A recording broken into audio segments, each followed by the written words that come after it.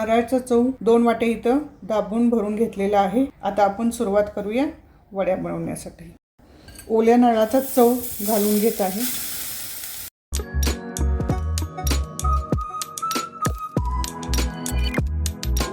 एक वाटी साई सकट दूध घालून घ्यायचं आहे आणि छान मिक्स करून घ्यायचं आहे।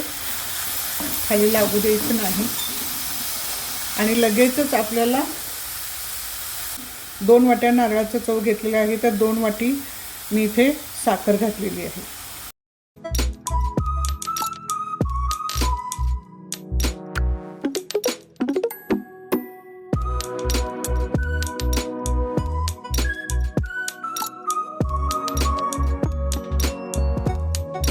तुम्ही बघू शकता मिश्रण कडेने मस्त सुटायला सुरुवात झालेली आहे।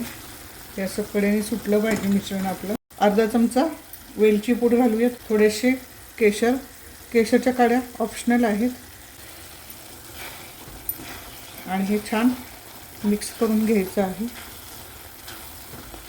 छान तयार झालेलं आहे आपलं मिश्रण। गॅस बंद करूया आता आपण। आपलं हे मिश्रण शिजलेलं आहे। 2 छोटे चमचे पिठी साखर घेतलेली आहे।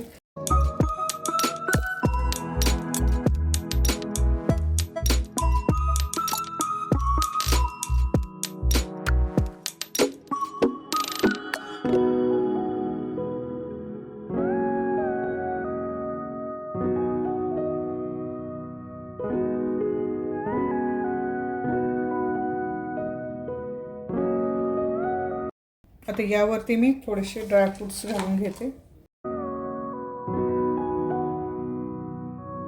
भाजून घेतलेले आणि बारीक केलेले आहेत। असं थोडंसं ड्रायफ्रुट्स घातल्यानंतर थोडं मी कोमट असतानाच वड्या पटकन छान अशा कापल्या जातात।